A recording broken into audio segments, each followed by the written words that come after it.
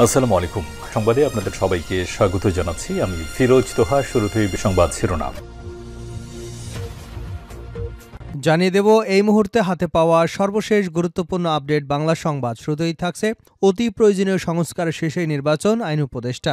অতি প্রয়োজনীয় কিছু সংস্কার করে যত দ্রুত সম্ভব নির্বাচন দেওয়া হবে বলে জানিয়েছেন অন্তর্বর্তী সরকারের আইন উপদেষ্টা আসিফ নজরুল। অন্তর্বর্তী সরকারের ১০০ দিন আইন মন্ত্রণালয়ের কৈফিয়ত শীর্ষক এক সংবাদ সম্মেলনে তিনি একথা বলেন। এবারে জানাবো আওয়ামী লীগ পুনর্বাসনের উদ্যোগ নিয়ে হাসনাত আবদুল্লার পোস্ট। আওয়ামী পুনর্বাসনের জন্য যারা উদ্যোগ নেবে তাদের ইতিহাস গণশত্রু হিসেবে চিহ্নিত করবে বলে মন্তব্য করেছেন বৈষম্য বিরোধী ছাত্র আন্দোলনের আহ্বায়ক হাসনাত আবদুল্লাহ। মঙ্গলবার নিজের ভেরিফাইড ফেসবুক পেজে এ মন্তব্য করেন তিনি। জানাবো ভারতে পালাতে লাখ টাকায় চুক্তি, সীমান্তে আটক গাজীপুরের আওয়ামী লীগ নেতা। গাজীপুরের টঙ্গীর ৪৩ নং ওয়ার্ডের সাবেক কাউন্সিলর ও গাজীপুর সিটির সাবেক ভারপ্রাপ্ত মেয়র আসাদুর রহমান কিরণ যশোরের সরসা সীমান্তে ভারত যাবার পথে বিজেপির হাতে আটক হয়েছেন। ১ লাখ টাকায় চুক্তি করে তিনি ভারতে পালাতে চেয়েছিলেন। জানিয়ে দেব এই দিন নয়, সামনে ভালো দিন আসবে, আদালতে কামরুল। রাজধানীর নিউ মার্কেট থানার হত্যা মামলায় আওয়ামী লীগ নেতা, প্রেসিডিয়াম সদস্য ও সাবেক খাদ্যমন্ত্রী অ্যাডভোকেট কামরুল ইসলামকে ৮ দিনের রিমান্ডে দিয়েছেন আদালত। রিমান্ড শুনানি চলাকালে আদালতে কামরুল ইসলাম বলেন, সব দিন তো একরকম যায় না, এই দিন নয়, সামনে ভালো দিন আসবে। এদিকে মৌলানা সাদকে ছাড়া বিশ্ব ইজতেমা হবে না, হুঁশিয়ারি অনুসারীদের। আসন্ন বিশ্ব ইজতেমায় মৌলানা সাদকে আসতে দেওয়ার দাবিতে কাকরাইল মসজিদের সামনের সড়কে অবস্থান নিয়েছেন তার অনুসারীরা। এতে ওই সড়কে ব্যাপক যানজটের সৃষ্টি হয়েছে এবং চরম ভোগান্তিতে পড়েছে নগরবাসী। এ সময় তারা মৌলানা সাদকে ছাড়া ইজতেমা হবে না বলেও হুঁশিয়ারি দিয়েছেন। এবং সর্বশেষ জানাবো আন্তর্জাতিক সংবাদ। চীন প্রশ্নে ট্রাম্পকে পাত্তা দিতে চাইছে না ইরান। চীনের সঙ্গে ইরানের দৃঢ় কূটনৈতিক সম্পর্ক রয়েছে। মার্কিন প্রেসিডেন্ট জো বাইডেনের আমলে ফিলিস্তিন এবং লেবাননে আগ্রাসন এবং এই ইস্যুতে ইসরায়েলের সঙ্গে সংঘাতের আশঙ্কাকে ঘিরে ইরান আরও চীনঘেঁষা হয়ে পড়ে। এবার ইরানের চরম বিরোধী ডোনাল্ড ট্রাম্প নির্বাচিত হবার পর সেই সম্পর্কের মাত্রা নিয়ে প্রশ্ন উঠেছে। এতক্ষণ শিরোনাম শুনছিলেন, এবার বিস্তারিত। প্রিয় দর্শক, আপনি যদি এই চ্যানেলে নতুন হয়ে থাকেন, ভিডিওটি দেখতে দেখতে চ্যানেলটি সাবস্ক্রাইব করে আমাদের সঙ্গে থাকুন। আর এই ভিডিও সম্পর্কে আপনি আপনার মূল্যবান মতামতটি কমেন্ট বক্সে জানিয়ে দিন। আর হ্যাঁ প্রিয় দর্শক, জানিয়ে দিন ভিডিওটি কোথা থেকে দেখছেন। অতি প্রয়োজনীয় সংস্কার শেষে নির্বাচন, আইন উপদেষ্টা। অতি প্রয়োজনীয় কিছু সংস্কার করে যত দ্রুত সম্ভব নির্বাচন দেওয়া হবে বলে জানিয়েছেন অন্তর্বর্তী সরকারের আইন উপদেষ্টা আসিফ নজরুল। অন্তর্বর্তী সরকারের ১০০ দিন আইন মন্ত্রণালয়ের কৈফিয়ত শীর্ষক সংবাদ সম্মেলনে তিনি একথা বলেন। আইন বিষয়ক আইন উপদেষ্টা বলেন, অন্তর্বর্তী সরকারের বিষয়ে সর্বত্রই একটি প্রশ্ন শোনা যায়। সেটি হলো, তারা কতদিন থাকবে, তাদের মেয়াদ কতদিন হবে, নির্বাচন কবে হবে। এটি আইন মন্ত্রণালয়ের বিষয় নয়। তবে আপনাকে এই বিষয়টি বলি, আমরা মোস্ট এসেনশিয়াল কিছু সংস্কার করে যত দ্রুত সম্ভব নির্বাচন দেব। আইন উপদেষ্টা আরও বলেন, আমরা জাস্ট এই জিনিসটা চাই না যে আগের মতো কোনো ভুয়া নির্বাচন হোক, আর এটা চাই না নির্বাচনে বিজয়ী হয়ে কেউ আবার ভুয়া নির্বাচনের সুযোগ পাক। এটা ছাড়া আর কোনো স্বার্থ নেই। আওয়ামী লীগের পুনর্বাসনের উদ্যোগ নিয়ে হাসনাত আবদুল্লার পোস্ট। আওয়ামী লীগের পুনর্বাসনের জন্য যারা উদ্যোগ নেবে তাদের ইতিহাস গণশত্রু হিসেবে চিহ্নিত করবে বলে মন্তব্য করেছেন বৈষম্য বিরোধী ছাত্র আন্দোলনের আহ্বায়ক হাসনাত আবদুল্লাহ। মঙ্গলবার নিজের ভেরিফাইড ফেসবুক পেজে মন্তব্য করেন তিনি। হাসনাত আবদুল্লাহ লিখেছেন, ছেলেদের রক্তের উপর পা রেখে দিল্লিকে কিবলা বানিয়ে ক্ষমতার মসনদে যাবার আকাঙ্ক্ষা জনগণের মুক্তির নিয়তের সঙ্গে বিশ্বাসঘাতকতা। আওয়ামী পুনর্বাসনের জন্য যারা উদ্যোগ নেবে তাদের ইতিহাস গণশত্রু হিসেবে চিহ্নিত করবে। তিনি আরও লিখেছেন, জুলাই অভ্যুত্থান স্পিরিটকে যারা ধারণ করে, যারা গণমানুষের আশা আকাঙ্ক্ষার প্রতিফলন ঘটাতে চায়, তারা ২৪ পরবর্তী বাংলাদেশ আওয়ামী লীগের বিচার নিশ্চিত করবার দাবি ছাড়া আওয়ামী লীগকে নিয়ে রাজনৈতিক অঙ্গনে আর কোনো দ্বিতীয় বক্তব্য দিতে পারে না। ভারতে পালাতে লাখ টাকার চুক্তি, সীমান্তে আটক গাজীপুরের আওয়ামী লীগ নেতা। গাজীপুরের টঙ্গী ৪৩ নং ওয়ার্ডের সাবেক কাউন্সিলর ও গাজীপুর সিটির সাবেক ভারপ্রাপ্ত মেয়র আসাদুজ্জামান রহমান কিরণ যশোরের সরসা সীমান্তে ভারত যাবার পথে বিজেপির হাতে আটক হয়েছেন। ১ লাখ টাকায় চুক্তি করে তিনি ভারতে পালাতে চেয়েছিলেন। মঙ্গলবার দুপুর ১২টা ৫৯ বর্ডার গার্ড অব বাংলাদেশের জনসংযোগ কর্মকর্তা শরীফুল ইসলাম যুগান্তরকে এ তথ্য নিশ্চিত করেছেন।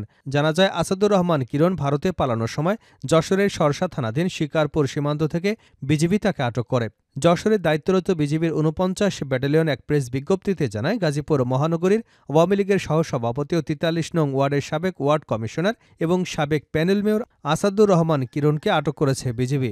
৪৯ বিজিবি রোববার রাতে গোপন সংবাদের ভিত্তিতে জানতে পারে, অত্র ব্যাটালিয়নের দায়িত্বপূর্ণ শিকারপুর বিওপি সীমান্ত দিয়ে কতিপয় ব্যক্তি অবৈধ পথে ভারতে প্রবেশের চেষ্টা করছে। এ প্রেক্ষিতে আনুমানিক রাত 11:30টায় বিজিবির শিকারপুর বিওপির টহল দল মেইন পিলার ২৮/১ এস থেকে আনুমানিক ১০০ গজ বাংলাদেশের ভেতরে বেতনা স্থান নামক এলাকায় অভিযান চালিয়েছে বিজিবি। এ সময় অবৈধভাবে ভারতে অনুপ্রবেশের সময় গাজীপুর মহানগরীর আওয়ামী লীগের সহসভাপতি, ৪৩ নং ওয়ার্ডের সাবেক ওয়ার্ড কমিশনার, সাবেক প্যানেল মেয়র আসাদুজ্জামান খান কিরণকে আটক করে। আটক ব্যক্তিকে প্রাথমিক জিজ্ঞাসাবাদে জানা যায়, স্থানীয় মানব পাচারকারী যশোর জেলার শশা থানা রামচন্দ্রপুর গ্রামের নূরনবীর মাধ্যমে ১ লাখ টাকা চুক্তির বিনিময়ে ভারতে যাবার জন্য সীমান্ত এলাকায় আসেন। এছাড়া আটক আসামির বিরুদ্ধে গাজীপুর থানায় কয়েকটি মামলা রয়েছে বলে জানা গেছে। আটক ব্যক্তির বিরুদ্ধে মামলা এবং শশা থানায় হস্তান্তর করার কার্যক্রম প্রক্রিয়াধীন রয়েছে। এই দিন নয়, সামনে ভালো দিন আসবে, আদালতে কামরুল। রাজধানীর নিউমার্কেট থানার হত্যা মামলায় আওয়ামী লীগের প্রেসিডিয়াম সদস্য ও সাবেক খাদ্যমন্ত্রী অ্যাডভোকেট কামরুল ইসলামের ৮ দিনের রিমান্ড দিয়েছেন আদালত। রিমান্ড শুনানি চলাকালে আদালতে কামরুল ইসলাম বলেন, সব দিন তো একরকম যায় না, এই দিন নয়, সামনে ভালো দিন আসবে। মঙ্গলবার Dhaka chief metropolitan magistrate Mohammad Ziaur রহমানের আদালত শুনানি শেষে এ আদেশ দিয়েছেন। কামরুল ইসলাম আরও বলেন, নিউমার্কেট এলাকা আমার অধীনে না, এই এলাকার এমপি আমি নিজেও না। এ মামলায় আমাকে ৫৬ নম্বর আসামি করা হয়েছে। আমার নামটি হয়তো শেষ মুহূর্তে ভুলে এজাহারে লিখে দেওয়া হয়েছে। রিমান্ড শুনানিতে পুলিশ জানায়, ১৯ জুলাই নীলক্ষেতে ছাত্র জনতার আন্দোলনে পুলিশ গুলি চালায়। এ সময় ব্যবসায়ী আব্দুল মওদুদ গুলিবিদ্ধ হয়ে মারা যান। ঘটনার সঙ্গে কামরুল ইসলাম সরাসরি জড়িত। আওয়ামী লীগের প্রভাবশালী নেতা ধানমন্ডিসহ আশপাশের এলাকায় সে সময় ত্রাসের রাজত্ব কায়েম করে। তার সরাসরি ইন্ধনে গুলি চালানো হয়। তবে আসামিপক্ষ অভিযোগ অস্বীকার করে তাকে নির্দোষ দাবি করে জামিন চান। তার বিরোধিতা করে রাষ্ট্রপক্ষ এবং রিমান্ডের সপক্ষে যুক্তি তুলে ধরেন। এর আগে গতকাল সোমবার রাতে কামরুল ইসলামকে রাজধানীর উত্তরা থেকে গ্রেপ্তার করা হয়। গত ১৯ জুলাই বিকাল ৫টায় নিউমার্কেটের ১ নং গেটের সামনে গুলিতে নিহত হন ব্যবসায়ী আব্দুল ওয়াদুদ। এ ঘটনায় সাবেক প্রধানমন্ত্রী শেখ হাসিনা, সাবেক সেতুমন্ত্রী ওবায়দুল কাদের সহ ১৩০ জনের বিরুদ্ধে মামলা করা হয়। নিহত ব্যবসায়ী শ্যালক আব্দুর রহমান বাদী হয়ে গত ২১শে আগস্ট নিউমার্কেট থানায় এ মামলা দায়ের করেন। মওলানা সাদকে ছাড়া বিশ্ব ইজতেমা হবে না, হুঁশিয়ারি অনুসারীদের। আসন্ন বিশ্ব ইজতেমায় মওলানা সাদকে আসতে দেওয়ার দাবিতে কাকরাইল মসজিদের সামনে সড়কে অবস্থান নিয়েছে তার অনুসারীরা। এতে ওই সড়কে ব্যাপক যানজটের সৃষ্টি হয়েছে এবং চরম ভোগান্তিতে পড়েছেন নগরবাসী। এ সময় তারা মওলানা সাদকে ছাড়া ইজতেমা হবে না বলে হুঁশিয়ারি দিয়েছেন। মঙ্গলবার সকাল থেকেই সড়কে অবস্থান নেন মওলানা সাদপন্থীরা। আগামী বছরের ৩১শে জানুয়ারি থেকে ২রা ফেব্রুয়ারি পর্যন্ত বিশ্ব ইজতেমার প্রথম পর্ব এবং ৭ থেকে ৯ ফেব্রুয়ারি দ্বিতীয় পর্ব অনুষ্ঠিত হবে। ইজতেমার দ্বিতীয় পর্বে মওলানা সাদের উপস্থিতি চান তার অনুসারীরা। তবে মওলানা সাদের আসার অনুমতি না মেলায় সকালে তার প্রধান উপদেষ্টার বাসভবনের উদ্দেশ্যে যাত্রা করেন। এ সময় পুলিশের বাধার মুখে পড়ে সড়কে অবস্থান নেন তারা। সড়কে অবস্থান নেওয়া তাবলিগ জামায়াতের একজন মুরব্বী সকাল ৯টার দিকে জানান, নিরাপত্তা বাহিনীর সঙ্গে তাদের কথা হয়েছে। তারা প্রধান উপদেষ্টার পক্ষ থেকে আমন্ত্রণ পেয়েছেন। অল্প কিছুদিনের মধ্যে উপদেষ্টাদের সঙ্গে সাক্ষাৎ করতে ১০ জনের একটি দল রাষ্ট্রীয় অতিথি ভবন যমুনায় যাবেন। তিনি আরও বলেন, মওলানা সাদ সাহেবকে আনার বিষয়ে সিদ্ধান্ত নেওয়ার জন্য আমরা যাচ্ছি। গত ৭-৮ বছর ধরে আমাদের উপর অনেক জুলুম অত্যাচার হয়েছে। আমাদের আমিরের নামে মিথ্যা অপবাদ দিয়ে তাকে বাংলাদেশ থেকে দূরে রাখা হয়েছে। মওলানা সাদের ব্যাপারে কোনো প্রকার বাধা বিপত্তি আমরা আর মানতে রাজি নই। শেষ করছে আন্তর্জাতিক সংবাদ দিয়ে। চীন প্রশ্নে ট্রাম্পকে পাত্তা দিতে চাইছে না ইরান। চীনের সঙ্গে ইরানের দৃঢ় কূটনৈতিক সম্পর্ক রয়েছে। মার্কিন প্রেসিডেন্ট জো বাইডেনের আমলে ফিলিস্তিন এবং লেবাননে আগ্রাসন এবং এই ইস্যুতে ইসরায়েলের সঙ্গে সংঘাতের আশঙ্কাকে ঘিরে ইরান আরও চীন ঘেঁষা হয়ে পড়ে। এবার ইরানের চরম বিরোধী ডোনাল্ড ট্রাম্প নির্বাচিত হবার পর সেই সম্পর্কের মাত্রা নিয়ে প্রশ্ন ওঠে। কিন্তু ইরানের সর্বোচ্চ নেতা আয়াতুল্লাহ আলী খামেনির উপদেষ্টা আলী আকবর ভেলাই চীন প্রশ্নে ডোনাল্ড ট্রাম্পকে পাত্তা দিতে চান না। তার উদ্ধৃতি দিয়ে ISNA-কে জানিয়েছে, মার্কিন প্রেসিডেন্ট হিসেবে ডোনাল্ড ট্রাম্প নির্বাচিত হওয়া সত্ত্বেও চীনের সাথে ইরানের সম্পর্ক অপরিবর্তিত থাকবে।